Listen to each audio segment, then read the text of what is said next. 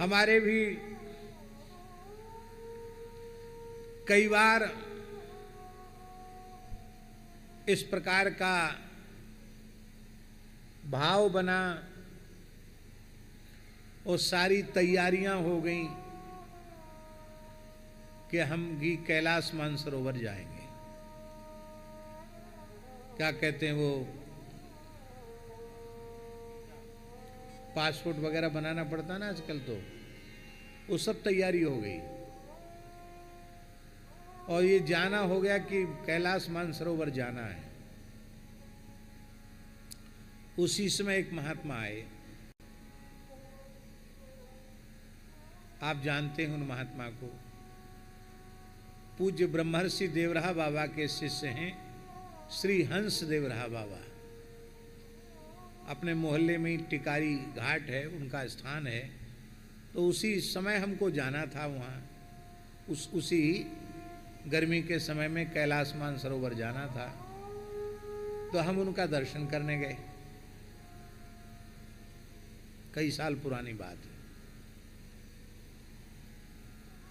बड़ी भीड़ थी वहाँ, मचान पर बैठे थे बाबा, अलग ही रंग उनका, कुछ ब्रह्मवाणी में अलग ढंग की बात, रे पे पे पे पे, तू ही तू, मैं ही मैं, जाने का भाषा समझना बड़ा कठिन काम उनका।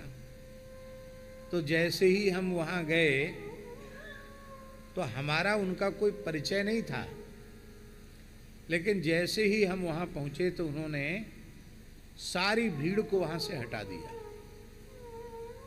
सारी भीड़ को।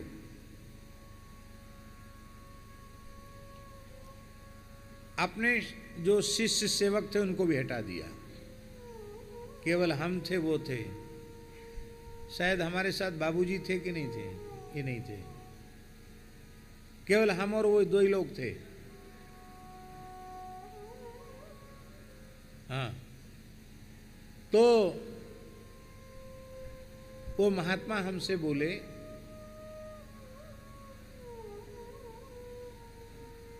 कि आपका एक ऐसा दुर्लभ योग है।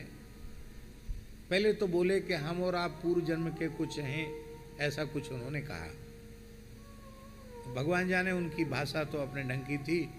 बोले हम और आप बिहारी जी की सखी हैं पूर्व जन्म की, ऐसा बोले। फिर एक बात बोले कि आपके एक ऐसा विलक्षण योग है जो दुर्लभ है। आप अपने मन में जिस बात का संकल्प कर लेंगे भीतर से, उसको दुनिया की कोई ताकत रोक नहीं सकती, वो पूरा होगा। आप संकल्प कर लो। हमने उनको बताया नहीं था कि हम मानसरोवर जाने वाले हैं, अपने आप ही बोले आप संकल्प कर लो कि हम कैलाश मानसरोवर तभी जाएंगे जब वो भारत का था, भारत में आ जाएगा, नहीं तो नहीं जाएंगे। तो एक ऐसा अवसर आएगा कि मानसरोवर कैलाश फिर से भारत में आ जाएगा। तो हमको बड़ी प्रसन्नता हुई। हमने कहा भाई इतनी सी बात, हम वैसे ही थोड़े दूसरे हिसाब के हैं, उतनी बर्फ में पता नहीं श्वास कैसा रहे, तबीयत कैसी रहे, मरीज तो पहले से ही हैं।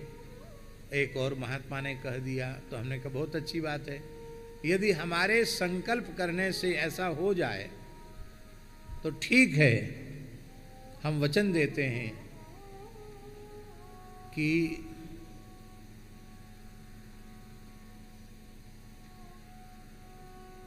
यदि हमारे जीवन काल में स्वस्थ रहते हुए कैलाश मानसरोवर फिर से भारत में आ गया तो हम दर्शन करने जाएंगे, अन्यथा हम यहीं से उस तीर्थ को प्रणाम करते हैं। उसके बाद हमने फिर जाने का निश्चय ही त्याग दिया। अब भगवान की इच्छा होगी आ जाएगा भारत में, भारत का ही था। ये तो 62 की लड़ाई में ही चीन ने कब्जा कर लिया। 65,000 वर्ग किलोमीटर भूमि चीन के कब्जे में चली गई। उसमें हमारा कैलाश चला गया, मानसरोवर चला गया, तिब्बत चला गया। हमारे पूज्य गुरुदेव पहाड़ी बाबा महाराज कहते थे तिब्बत तक, बर्मा तक हम पैदल चल करके गए। काबुल गंधार तक, अफगानिस्तान तक पैदल चल करके महाराज जी कहते थे हम गए हैं। सब जगह भारतीय सनातन संस्कृति का आदर था। तब से मानसरोवर जाने का मन छोड़ दिया। और एक बात, उसमें राम मंदिर बना नहीं था, राम जी टेंट में थे। वो हंस देवरा बाबा ने एक बात और कही, आपने जो राम मंदिर के बारे में संकल्प किया वो भी पूरा हो जाएगा। हमें खुद विश्वास नहीं था। एक बार अपने राम गए थे, करुणानिधान भवन में कथा थी, माता जी ही संभवता थी उस कथा में, रामनवमी का अवसर था। और हमारी वह एक ही रामनवमी थी, अयोध्या जी वाली। नहीं, प्राय हम रामनवमी को अयोध्या जी में नहीं रह पाते हैं। और उस समय राम जी टेंट में थे, तो हम चले गए गोकुल भवन के पास से, उधर से राम जी का, रामलला का दर्शन करने गए। तो इतनी भीड़ में फंस गए। एक तो रामनवमी का दिन, सवेरे से लाइन में लग गए। इतनी भारी भीड़ में फंस गए कि न तो आगे बढ़ सकें न पीछे जा सकें। धक्का लगते लगते लगते लगते राम जी तक पहुंच गए, रामलला तक पहुंच गए।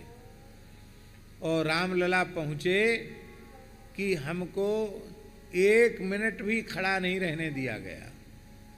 भाई भीड़ इतनी थी, उसमें किसी पुलिस वाले का दोष नहीं, पर हाथ पकड़ के चलो दर्शन हो गए, चलो। हम दंडोत भी नहीं कर पाए, ठीक से निहार भी नहीं पाए।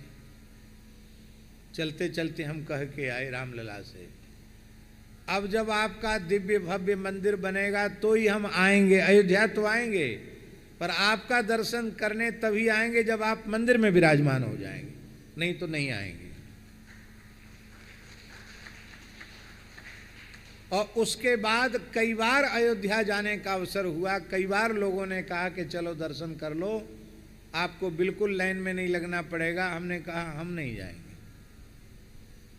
और भगवत कृपा से जब राम मंदिर का पुनः भूमि पूजन हुआ, रामलला का मंदिर बनना निश्चित हुआ, तो उसमें जो मुख्य रामलला विराजमान हैं, उनके श्री रामार्चन में राम कुंज वाले महाराज जी के साथ सहस्रार्चन का, प्रधानमंत्री तो दूसरे दिन आए, हमको एक दिन पहले ही भगवान का रामलला का सहस्रार्चन का सौभाग्य मिला। और फिर दिव्य भव्य राम मंदिर के दर्शन का तो आज समस्त विश्व के हिंदू दर्शन करके धन्य धन्य हो रहे हैं, कृतार्थ हो रहे हैं।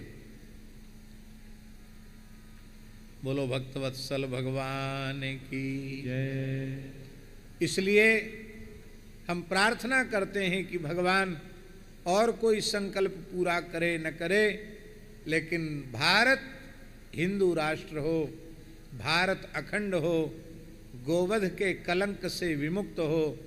हमारी ऐसी प्रार्थना भगवान रंगनाथ के चरणों में है कि हम लोग अपने जीवन काल में इसका दर्शन करके जाएं। और हमें लगता है महाराज जी इसकी शुरुआत हो चुकी है। हम फिर आपको निवेदन करें, छठनी का समय आ गया है। कोरोना से छठनी शुरू है। छठनी होते होते होते होते होते होते जोरदार छठनी होने वाली है। छठनी जानते हो ना, जनसंख्या कम होने वाली है।